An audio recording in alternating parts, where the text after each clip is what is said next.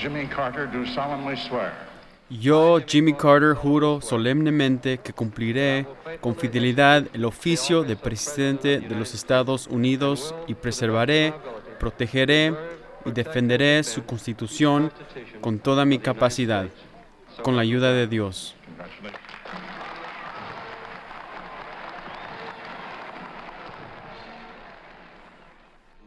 Le anunció a su mamá que se iba a presentar como candidato a presidente. ¿Cuál fue su respuesta? ¿Presidente de qué? Ella no podía creer que me presentaría.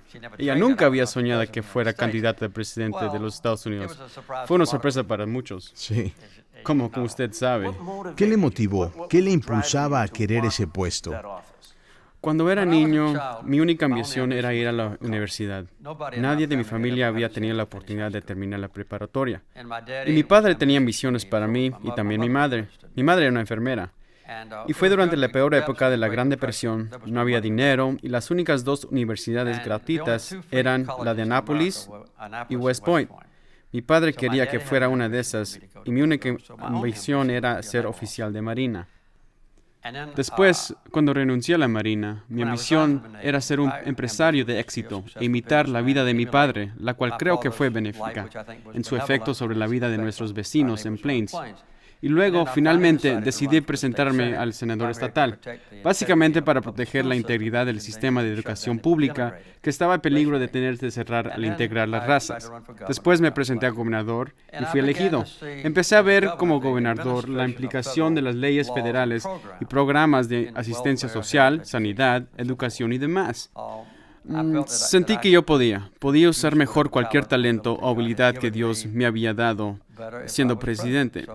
Así que fue un proceso de expandir mi círculo de influencia. Algunos líderes tienen su estilo muy claramente definido. Dicen, yo soy un líder visionario, yo soy un líder motivacional, yo formo equipos de trabajo. ¿Cuál es su estilo de liderazgo? Bueno, yo creo que hay una palabra que podría describirlo, sobre todo como un ingeniero. Sabe, a mí me formaron en matemáticas e ingeniería. Mi posgrado fue física nuclear. Y soy un organizador meticuloso. Pensé en presentarme a la presidencia en el otoño del 72. Las elecciones no se llevarían a cabo hasta 4 años después. Aún así, yo ya sabía antes de empezar a hacer campaña en qué estados quería centrarme. Lo que yo iba a hacer, lo que mi esposa iba a hacer, lo que mis 3 hijos y mi familia en general iban a hacer. Así, cuando los otros candidatos reaccionaron, yo ya había ganado las elecciones. Cuando usted dirigía negocios, ¿era ese un ámbito cómodo para su liderazgo? Y después hizo el cambio hacia la política. ¿Fue incómodo por un tiempo? ¿Tomó tiempo realizar esa transición? Para ser sincero, no pude decir que sí. Y es porque yo nunca cambié mi carácter básico, ni mi perspectiva básica de la vida. Cuando estuve en la Marina, o cuando era empresario, o cuando fui senador estatal, gobernador, presidente. Por tanto, creo que esa transformación de una carrera a otra realmente nunca me ha causado mucho problema. Claro que requería un cambio en actitud y un compromiso intenso de estudiar y conocer ese nuevo ámbito donde iba a desarrollar mi carrera. Pero pues es casi una transición obligatoria cuando te estás preparando para ser presidente. Hice campaña por más de un año en los 50 estados.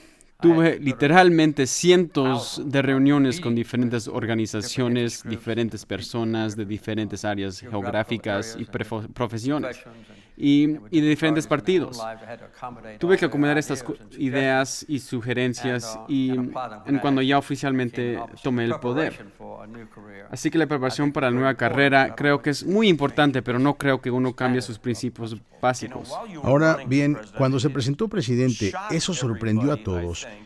Y creo que las encuestas le daban ventaja y después parecía con toda seguridad que las elecciones le darían la victoria. Y un día le comentó a un reportero que 1 o 2 veces usted había tenido pensamientos lujuriosos y eso sorprendió aún más. Espere, no esperaban que nosotros hiciéramos nada. Pero en Iowa tuvimos la ventaja. New Hampshire fue la siguiente prueba. Se suponía que yo quedaría en cuarto lugar y quedé en primero. Florida fue otra prueba muy grande, pero también quedé en primer lugar. Y desde entonces era cualquier menos card ABC. Y después fue la entrevista con revista Playboy. Y la entrevista había terminado y acordamos con Playboy. Esto es algo autodefensivo, que ellos me pasarían la entrevista para revisarla antes de publicarla y así asegurarme de que fuera correcta. Pero al salir por la puerta de mi casa en Plains, ese reportero dijo algo como: usted se ha de considerar mejor que los demás, ya que se llama a sí mismo cristiano nacido de nuevo y demás. Despreciaría al pueblo americano como menos o en teoría subordinados. Yo dije, ¿sabe? Yo no me considero libre de pecado. Yo creo que soy pecador como cualquier otra persona. Y él dijo, ¿qué quiere decir de eso? Entonces le empecé a explicar el Sermón del Monte como resumen. Y él tenía la grabadora aún encendida, la cual yo no sabía, pero él no lo hizo por malicia. Entonces yo le dije lo que Jesús decía, que si tú tienes enemigos, los debes llamar, y si miras con lujuria en tu corazón a una mujer, es lo mismo que si cometerías adulterio. Y que uno no debería ser arrogante. Y él dijo, ¿y usted ha codiciado a una mujer así? Y yo dije, pues sí, ya sabe, cuando era estudiante en la universidad y demás, yo pensaba en las chicas. Y así fue, y luego la entrevista fue publicada 6 semanas después y sigue siendo la edición más vendida en la historia de esa revista. Hugh Hefner me lo dijo personalmente, y mi popularidad se desplomó un 10% en una semana y puso en peligro, puso mi peligro en mi campaña. Bueno, pues fue ese momento cuando yo decidí dejar de codiciar porque vi el peligro en el que lo puso y yo dije, he terminado con esto. Bueno, vamos a hablar acerca de la gente de la que se ha rodado a lo largo de los años. ¿Qué características busca en la gente que va a tener en su círculo íntimo de liderazgo? pues obviamente aparte de integridad, la inclinación a decir la verdad. El ser honesto en sus relaciones interpersonales, eso creo es básico. Otra es compatibilidad general con los principios básicos. Por ejemplo, yo quería tener los mejores militares del mundo. Estábamos aún en el periodo de secuelas de la guerra de Vietnam, cuando el ejército tenía la moral más baja. Entonces traje como secretario de defensa al presidente de Caltech, un físico sobresaliente, capaz de ganar el Premio Nobel de Ciencia. Y lo puse a cargo del ejército porque yo quería ser innovador a la hora de tener nuevos tipos de armamento. A la vez quería un hombre, y lo tuve, que creyera en el ejército que debe utilizarse para mantener la paz y no utilizarse para guerras preventivas o innecesarias. Por eso pude decir que me gusta tener gente que básicamente es leal y lo que yo quiero hacer, y así fue en casi todos los casos, que sepa más del tema, que es su responsabilidad concreta, más que yo mismo. Ahora, ¿es necesario que el líder sea seguro de sí mismo para que se rodee de gente que sabe más que él? ¿En alguna ocasión le inquietó eso? Realmente no, porque no me era difícil encontrar gente más capaz que yo. Y yo siempre aprecié el concepto de que dos subordinados no estuvieran de acuerdo entre ellos y acudieran a mí con una variedad de ideas, porque puedes llegar a ser demasiado rígido, con un solo enfoque, una sola idea, si te rodeas de gente que sencillamente está de acuerdo con lo que quieras o trata de adivinar lo que quieras que ellos digan. Así que era muy sabido. Un hecho que mi consejero de Seguridad Nacional, el doctor Bersinski, con frecuencia tenía desacuerdos con mis secretarios de Estado, Sarah Spence y Nate Muskie. ¿Y usted fomentaba eso? Sí, claro, sí lo hacía. ¿Y escuchaba usted mientras ellos debatían? En otras palabras, ¿estaba en la habitación mientras ellos dialogaban? Sí, cada mañana 5 días a la semana, aún 6, me reunía con mi consejero de Seguridad Nacional, quien me traía la última información de todo lo que estaba sucediendo en el mundo y que yo debería de conocer.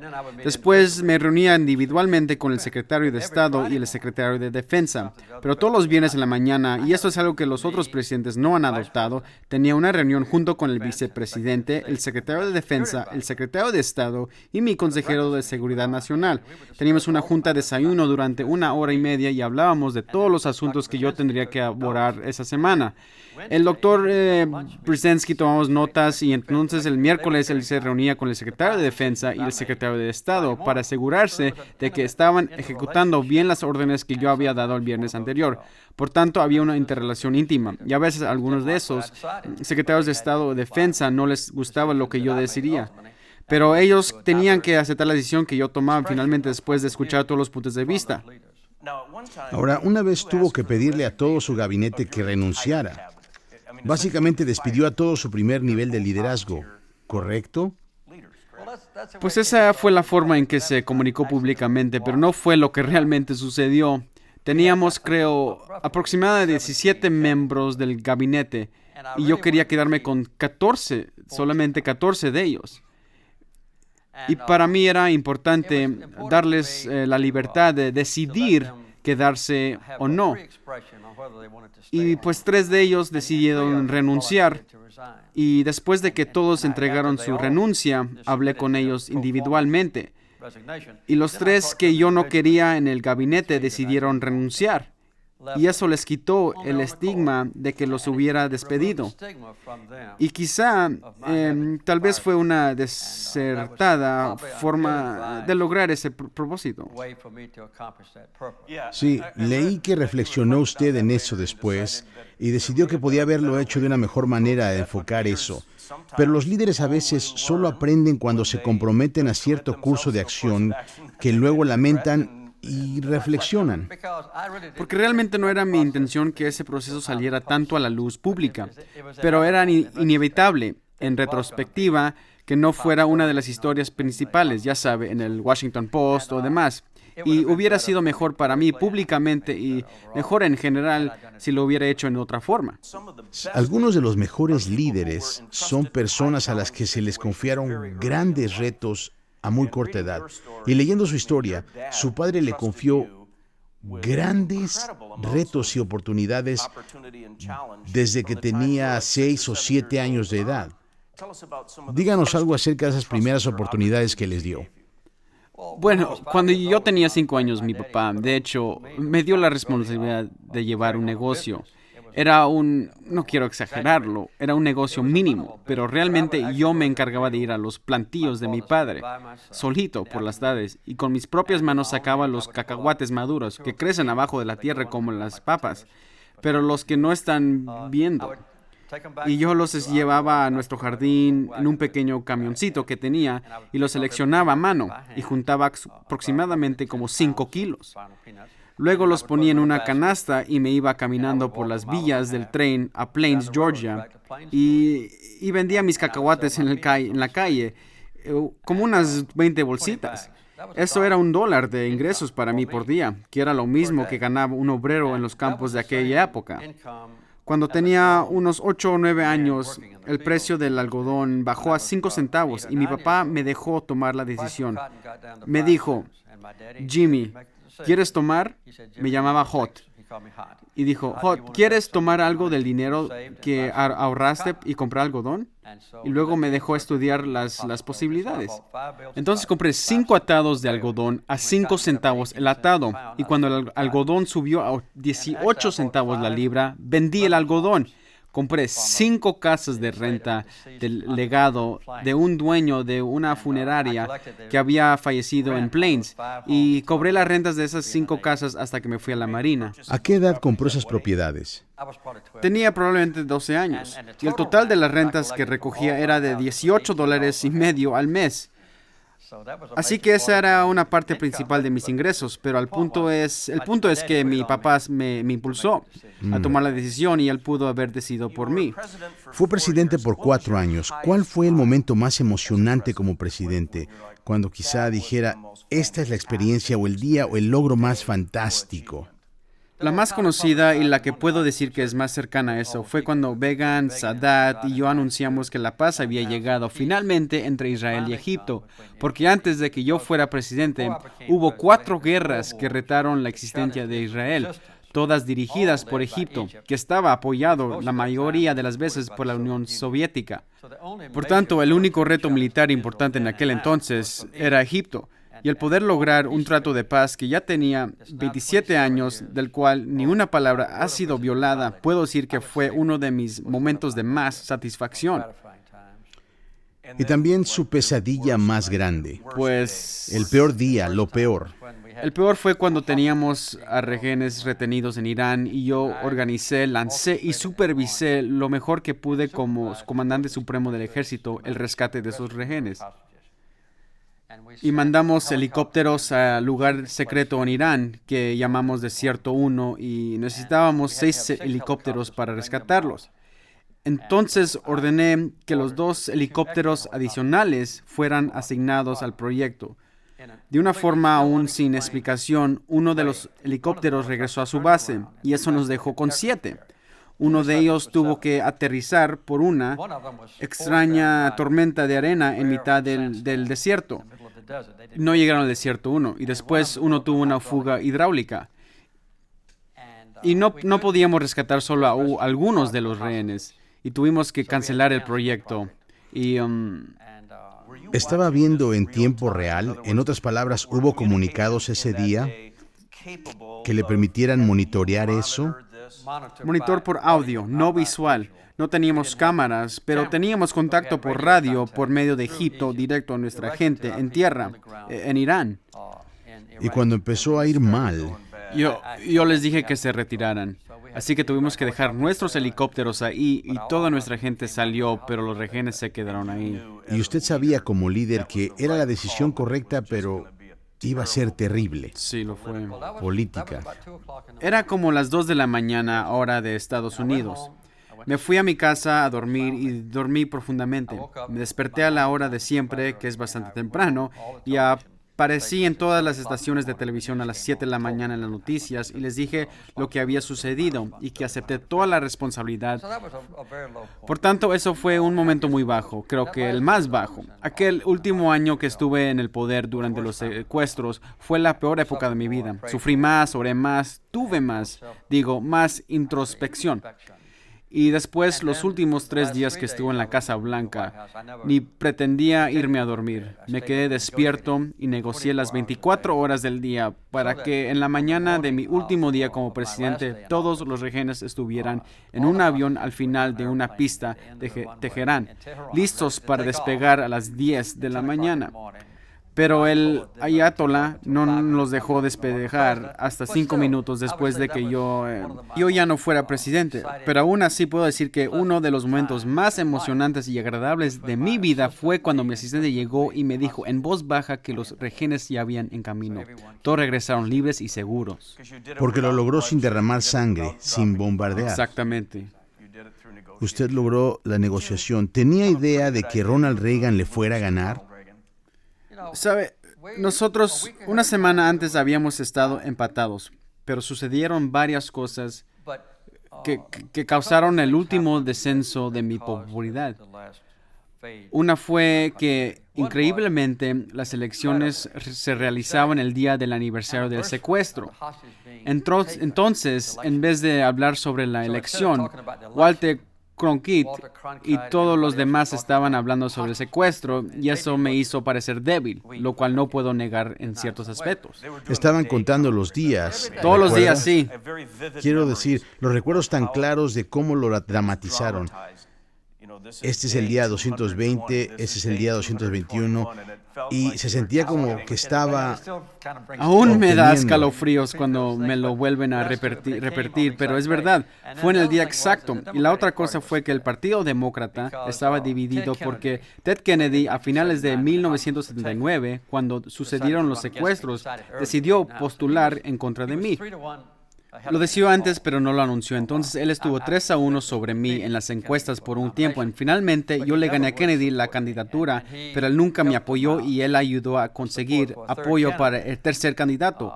Y entonces, aunque el presidente Reagan obtuvo menos del 51%, perdí muchos votos por el tercer candidato, un buen hombre llamado John Anderson, y quien pusieron como mi contrincante. Pero creo que la división del Partido Demócrata y el aniversario de los secuestros hicieron que perdiera. ¿Cómo recuerda las emociones de esa derrota? Fue como un golpe al estómago. Pero mi esposa se vio afectada tan negativamente por ello que yo tuve que disciplinar mis capacidades mentales para convencerla que todo iba a salir bien. Entonces, ese proceso de asegurarle a ella y el resto de la familia, creo que me dio una motivación necesaria para buscar la otra cara de la moneda. Y aún tenía desde el 1 de noviembre hasta el tercer fin de semana de enero para seguir trabajando. Así que 3 de mis mayores logros sucedieron durante este periodo en que ya había perdido.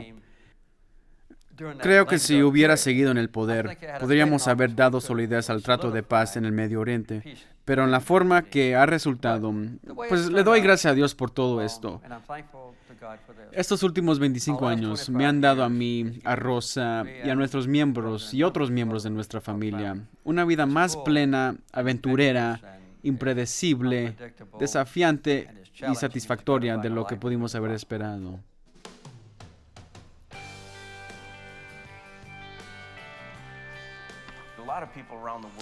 Mucha gente en el mundo se pregunta, ¿realmente hay un Plains, Georgia? Plains ha crecido hasta aproximadamente 635 personas. Muchos pueblitos equivalentes a Plains durante la depresión han desaparecido, pero Plains está prosperando. Blancos y negros viven juntos y es un pueblo con mucha armonía. Para 600 personas tenemos 11 iglesias, así que está profundamente inmersa en la fe cristiana. Por tanto, el centro de todas nuestras vidas lo forman las iglesias a las que asistimos. Yo he enseñado escuela dominical, las lecciones bíblicas desde que tenía 18 años y ahora enseño cada domingo que estoy en Plains en mi iglesia ahí. Tenemos como 35 miembros y podría estar haciendo muchas otras cosas, pero los sitúo entre mis principales prioridades. Mi esposa y yo nacimos ahí. Aún tenemos propiedades ahí que han estado en nuestra familia desde 1833. Así que se podría decir que no llegamos muy lejos en la vida. Todavía vivimos en el mismo lugar donde nacimos y fuimos criados. Pero es un precioso refugio para disfrutarlo y el fundamento para todos los caminos de nuestra vida. Y siempre podemos regresar a casa. Yo viví en una área remota afuera de Plains llamada Archery y no teníamos ningún vecino blanco. Por tanto, crecí con puros compañeros negros y escribí un libro sobre esto. Y lo titulé Una hora antes del amanecer.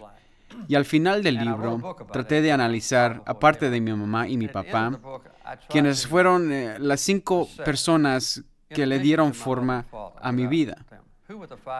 Solo 2 eran de raza blanca, los demás eran negros. Así mi vida fue básicamente moldeada por una cultura de negros en una época que en la Corte Suprema de Estados Unidos y el Congreso de los Estados Unidos, entre todos los abogados no había activistas y reputaron el gobierno igualitario pero separado a la Corte Suprema. Pero aunque jugábamos juntos, nos peleábamos juntos, dormíamos en las mismas camas, comíamos en las mismas mesas, trabajamos en los mismos campos y pescábamos en los mismos ríos. Con los niños negros, cuando nos arreglamos para ir a la escuela o a la iglesia o para subirnos al tren, nos separaban. Esa era la cultura en aquel entonces. Así era la vida. Mi amigo llamado A.D. Davis era mi mejor amigo negro y a veces íbamos al cine en las Américas y agarrábamos el tren. Vivíamos cerca de una villa principal del tren del este a la oeste. Entonces poníamos una bandera roja en un hoyo y el conductor la veía y paraba. Nos subíamos al tren y yo me iba a la sección de los blancos y A.D. se iba a de los colores. Llegábamos a las Américas, nos bajábamos del tren y caminábamos, quizás agarrados de la mano, hacia el cine. Y A.D. compraba su boleto para ir al balcón del tercer piso y yo compraba el mío y tenía asiento en los lugares de lujo. Veíamos la película y luego realizamos la ruta de regreso. ¿Y su fe cristiana? ¿Cómo se unía con su punto de vista sobre la reconciliación racial? Yo podría decir que las iglesias aún están entre los lugares más segregados de la vida en América actualmente. Y en aquellos tiempos teníamos líderes muy distinguidos que veían a nuestra hermandad en la iglesia bautista de Plains. Y nos leían los versículos bíblicos en los que los blancos y negros estaban separados. Y hasta nos hacían pensar en los blancos éramos superiores. Entonces, cuando me fui a la Marina, el ejército aún estaba segregado y la gente no lo recuerda, pero Harry S. Truman, que fue mi comandante superior, después de que Roosevelt muriera, ordenó por su propia cuenta que cesara toda discriminación dentro del ejército, y eso incluía a mi submarino. Eso sucedió 10 o 12 años antes de que Rosa Parks se sentara al frente en el autobús y de que Martin Luther King Jr. fuera conocido. Harry Truman tomó el liderazgo. Por tanto, tenía grabadas en mi interior, cuando era joven oficial de la Marina, las ventajas de quitar el peso de la segregación racial del cuello de mis vecinos negros y de los blancos que se creían superiores. Entonces, cuando llegué a gobernador, fui elegido gobernador. Di un discurso de inauguración de 8 minutos y dije en el discurso que yo viajé por el estado de Georgia tal vez más que ninguna otra campaña política de la historia. Y recuerdo las palabras y les digo sinceramente que el tiempo de la discriminación racial se ha acabado.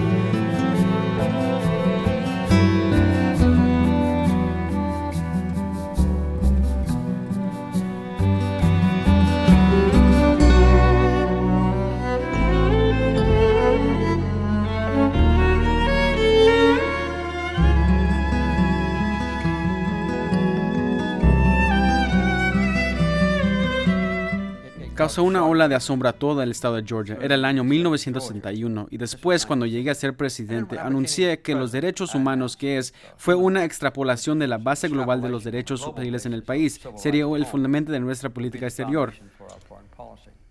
¿Le molesta cuando dicen que es usted el mejor expresidente de los Estados Unidos?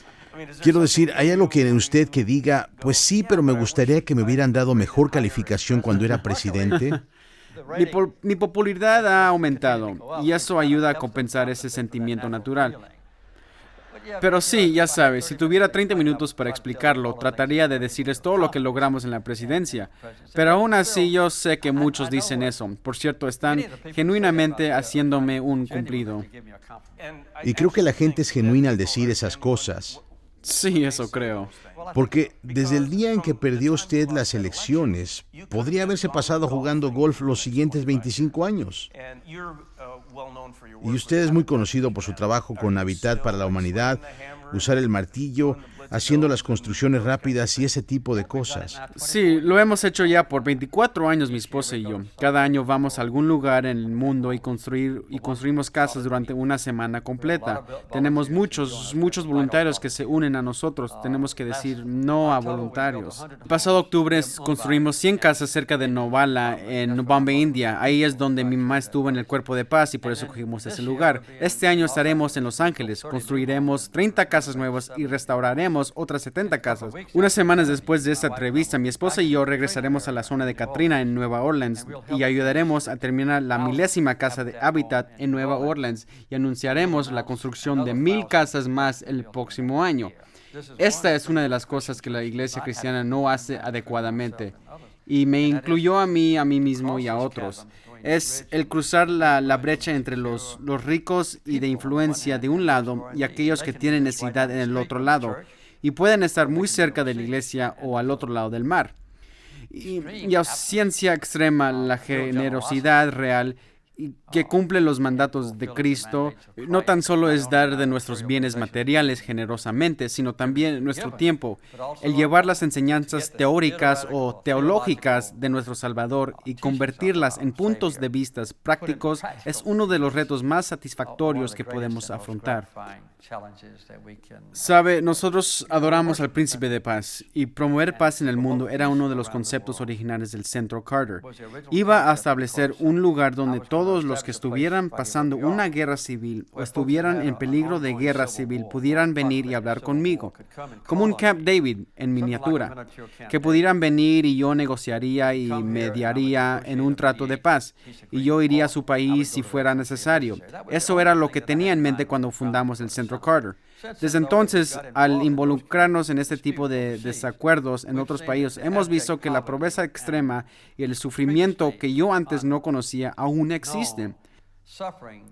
He visto y trabajo en las áreas más pobres de África, donde, como en Liberia, por ejemplo, la mitad de la gente vive con menos de 50 centavos al día. Que el derecho a tener un lugar donde dormir, el derecho de tener ropa y comida para comer, es un privilegio, un derecho humano que atesoran y que anhelan más que cualquier otra cosa.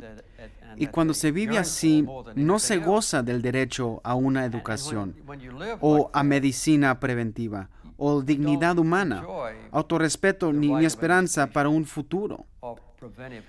Y por tanto, nos convertimos en una organización en la que podría decir que 3/4 de nuestro presupuesto se destina a sanidad, tratando lo que la Organización Mundial de la Salud llama enfermedades descuidadas.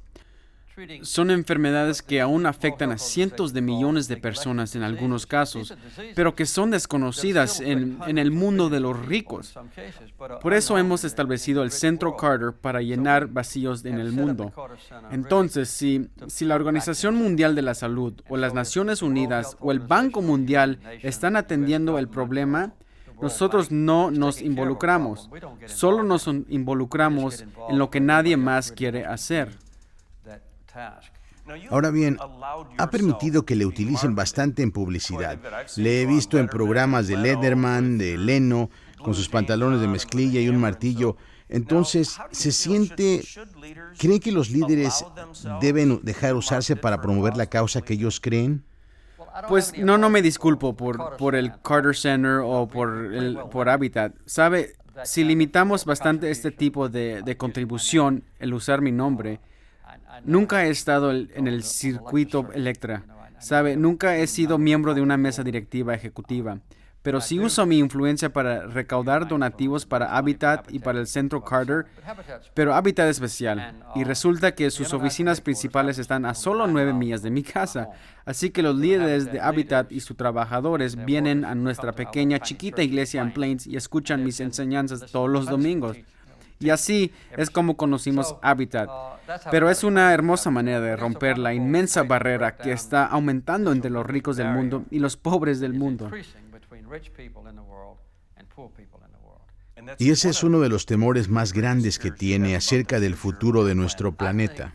Yo creo que es el reto más grande que se enfrenta el mundo en este nuevo milenio. ¿Más que el racismo o el terrorismo? Creo que hay una gran brecha entre los pobres y los ricos y que la diferencia aumenta cada año. Es naturalmente inconveniente para nosotros salir de la burbuja que todo ser humano construye a su alrededor, porque por naturaleza queremos estar con la gente que es como nosotros, que se parece a nosotros, que habla el mismo idioma, que canta las mismas canciones, que adora a Dios de la misma forma, que usa la misma ropa.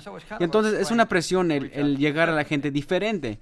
En primer lugar, ellos son incompatibles y no nos cargamos con sus problemas. Y así, la mayoría de nosotros, seamos musulmanes, cristianos, judíos o hindúes, lo que sea, budistas, tenemos una tendencia religiosa en nuestra fe. Y es un requisito que rompamos la barrera y busquemos ayudar a los pobres que tienen necesidad, pero es difícil. Y para mí, Habitat es una de las mejores maneras de romper esa barrera y ayudar. Y he usado los mismos principios de Habitat en el Centro Carter. Nosotros rompemos esas barreras. Vamos a los pueblos que tienen el gusano de Guinea y otras enfermedades. Por tanto, yo creo que esa es una de las cosas que causa la problemática más grande. Y mientras que nos hacemos más ricos y ellos se hacen más pobres, la capacidad de cruzar ese abismo se hace más difícil. Entonces, en efecto, los borramos de nuestra mente. No queremos, ni no lo hacemos deliberadamente, ni nos interesan, ni sabemos cuáles son sus problemas. Es difícil imaginarnos cómo una persona puede sobrevivir con $1 al día. Porque la familia promedio en América tiene unos ingresos de más de $50,000 al año y esa diferencia tan extrema es demasiado grande. Pero en Habitat, trabajando en el Centro Carter, una de mis mayores revelaciones desde que dejé la Casa Blanca, puedo decir que es que hemos llegado a conocer a esas personas y comprendo bien, y no es una exageración, que son igual de inteligentes que yo, igual de ambiciosas e igual de trabajadoras, que sus valores familiares son iguales de buenos que los míos y que merecen respeto. No es solo en palabra que la Biblia dice que todos somos iguales ante la cruz. Somos iguales en calidad y somos iguales ante los ojos de Dios. En el año 2002 recibió el Premio Nobel de la Paz. Ha de haber sido un gran honor porque ha estado trabajando por la paz toda su vida adulta. Los principios inmutables de la vida antedatan la era moderna. Yo adoro a Jesucristo, a quien nosotros los cristianos consideramos el príncipe de paz. Como judío, Él nos enseñó a cruzar barreras religiosas en servicio y en amor. En repetidas ocasiones Él abrazó a nuestros conquistadores romanos y a otros gentiles y a los despreciados samaritanos. A pesar de diferencias religiosas, todas las grandes religiones comparten compromisos que definen el ideal de las relaciones seculares. Estoy convencido de que cristianos, musulmanes, budistas, hindúes, judíos y otros pueden abrazarse unos a otros en un esfuerzo común de aliviar el sufrimiento y el promover la paz. ¿Qué pasaba por su mente mientras daba esa plática? Yo sabía que sería un discurso determinante para mí y por eso quería expresarme lo más explícitamente posible. Y una de las citas que usé fue la de que es un hecho que la guerra engrande más guerra. La guerra no trae paz. Normalmente una guerra produce otras guerras. Yo creo que una potencia mundial debería ser el ejemplo de este compromiso con la paz. Me gustaría que todos aquellos en el mundo que están amenazados por conflictos se puedan decir a mismos, ¿por qué no vamos a Washington? Ellos creen en la paz y nos ayudarán a obtener la paz. O si se producen abusos, ¿por qué no vamos a Washington? Los campeones de los derechos humanos, porque ellos nos ayudarán a asegurar que todos los derechos humanos sean protegidos. Bueno, eso es lo que creo que una potencial mundial debería ser. Este es un sencillo ejemplo de lo que el ser humano debería ser. Y lo que debería ser el ser humano es exactamente lo que hizo Jesucristo, que fue el campeón de la paz. Creo que lo que principalmente necesitamos hacer como líderes y como pastores, como maestros de escuela dominical y feligreses, es tratar de recordar las cosas que nos unen y dejar como cosa secundaria esas cosas pequeñas, problemas seculares y otros que nos separan. Otra cosa es que no debemos ser tímidos sobre ir a la raíz de las enseñanzas de Cristo y no dejar que las presiones sociales y demás nos desvíen de ese mensaje que nunca cambie. Una de las citas que mencioné cuando recibí el premio Nobel es lo que mi maestro me dijo, que podamos acomodar los tiempos cambiantes, pero aferrarnos a principios inmutables. Y los principios para nosotros los cristianos son las palabras y los actos de nuestro Salvador Jesucristo que nunca cambian.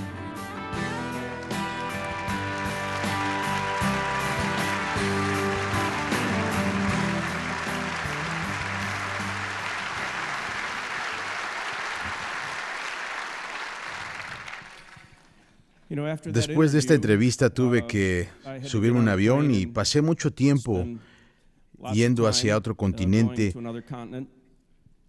y me pregunté por bastante tiempo en ese vuelo, ¿por qué no llamo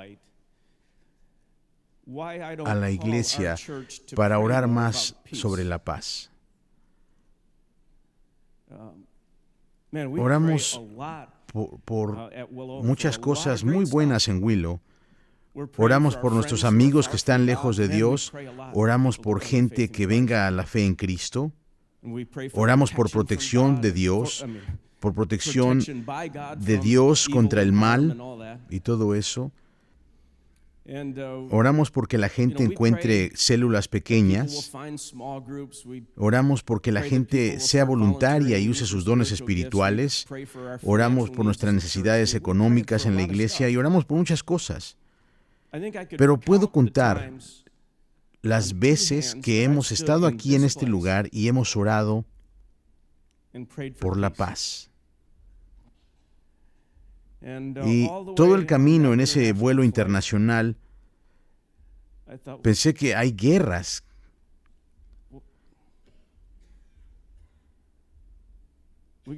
Tenemos guerras que están sucediendo.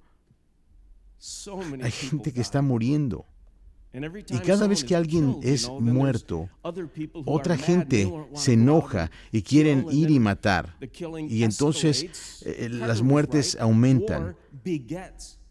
Carter tenía razón. La guerra trae más guerra. El ciclo de violencia continúa. Por eso, Romanos 12 dice que debemos enseñar nunca a responder con el mal. Debemos estar enseñando respuestas que no sean vengativas en las relaciones y más allá del lugar de negocios y otros lugares. Y la venganza es un negocio bastante peligroso. Y Jesús dijo, bendecidos los que buscan la paz. Y he estado reflexionando sobre esta entrevista y mi compromiso para orar por la paz en este mundo. Otra cosa que me sorprendió en la entrevista fue lo suave de Carter. La persona más poderosa en el mundo de 4 años, y todavía es una persona muy gentil, de un espíritu gentil, una disponibilidad para aprender y para crecer de otras personas, bastante impresionante. Su valentía con lo que tiene que ver con reconciliación racial es poderosa. Y la gracia del espíritu de derrota. Él pudo haber estado enojado, amargado, por haber perdido esa elección contra Reagan. Y todo eso horrible, de esa vergonzosa derrota, y decide construir casas para gente sin casa. Y tratar de deshacerse de las enfermedades, de la pobreza. Y está dando en servicio humilde a Cristo. Como dije en la entrevista, podría estar jugando golf. Y ahora ya tiene 80 y tantos años, es un maestro de escuela dominical, todavía enseña la palabra de Dios en una pequeña iglesia. Y hay tantas cosas de él como individuo, no como un político, pero como individuo, que quiero que sean más verdaderas en mi vida. Quiero buscar la paz más. Quiero construir puentes. Quiero hacer algo para aliviar el dolor de este mundo. Quiero enseñar la palabra de Dios a donde quiera que me dé la oportunidad, en pequeñas multitudes. No importa. Dios me ha dado la habilidad de enseñar su palabra y quiero hacerlo fielmente hasta que me muera. Y entonces pensé que deberíamos estar aquí un momento y que me dejen llevarlos en oración. Y vamos a orar a Dios para que Él forme algo en nosotros que nos dé el espíritu que acabamos de ver, que nos dé la humildad y la perseverancia como líderes. Vamos a orar. Padre que estás en los cielos, estamos en medio de gente que en muchos casos son más grandes que nosotros y que han caminado más que nosotros. Y vemos tu actividad en su vida. Vemos los bajos y los altos, vemos las decepciones y las grandes victorias y vemos la conformidad de la imagen de Cristo. Esas personas que buscan la paz como la buscó el príncipe de paz.